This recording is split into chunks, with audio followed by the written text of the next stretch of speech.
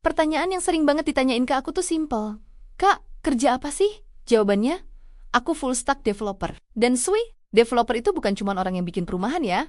Banyak orang Indonesia salah kaprah. Developer itu ada banyak jenisnya, ada yang bangun rumah, ada juga yang bikin aplikasi, website, software. Nah, aku di bagian bikin website, kerjaan sehari-hariku lebih ke bikin dan ngembangin website. Baik dari sisi frontend alias tampilan, maupun backend alias server, klien, sampai database. Selain itu, aku juga reseller hosting, jadi ada klien-klien tetap yang websitenya aku urus total. Karena kerja sendirian, aku nggak bisa ambil terlalu banyak proyek. Tapi alhamdulillah, penghasilan sekarang udah cukup buatku. Kalau dibandingkan dengan di luar negeri, mungkin cuma cukup buat bayar sewa apartemen. Tapi karena aku tinggal di Indonesia, ini lebih dari cukup. Sekarang aku juga nggak mau serakah lagi, lebih pilih jaga kesehatan, dan punya banyak waktu istirahat. Sedikit cerita pahit nih, aku sempat kena GERD.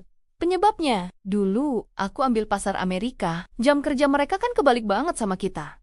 Di sini jam 1 pagi, di sana jam 7 malam. Alhasil, aku sering begadang demi menyesuaikan jadwal dengan klien. Ujung-ujungnya pola makan jadi berantakan, tidur kacau balau, sampai akhirnya sakit parah. Kejadian itu bikin aku sadar, penghasilan gede nggak ada artinya kalau kesehatan kita hancur. Jadi sekarang aku lebih hati-hati banget soal jam kerja dan pola hidup. Kenapa aku pilih kerja WFH? Lucunya, ini bukan jurusan aku sama sekali. Waktu SMA aku jurusannya administrasi perkantoran, tapi ikut ekstrakurikuler TI.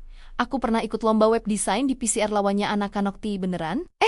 Aku malah bisa menang. Sejak saat itu, IT jadi jalan rezeki buatku. Selain jadi developer, aku juga kadang sambilan jadi VA atau virtual assistant kalau lagi gabut. Dan jujur aja, siapa sih yang nolak kerja di rumah? Penghasilan bisa lipat-lipat Yomar.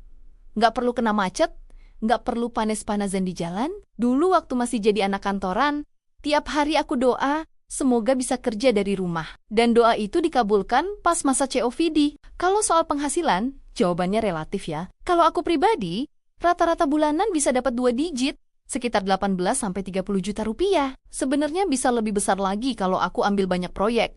Tapi risikonya ya itu tadi, kesehatan. Kenapa bisa segitu? Karena aku punya klien tetap yang websitenya aku handle sepenuhnya, termasuk server. Kadang aku juga bikin proyek sendiri, kayak theme atau plugin WordPress. Lalu dijual di marketplace seperti Smaverest atau Envato. Dari situ bisa dapat passive income, karena orang akan perpanjang lisensi untuk dapat support atau update. Sebagai contoh nyata, beberapa bulan lalu aku sempat drop sampai masuk IGD, aku istirahat total selama 20 hari, nggak kerja sama sekali. Setelah agak pulih, aku kebut kerja selama 7 hari, bahkan sampai begadang 3 hari berturut-turut. Hasilnya bisa tembus $700.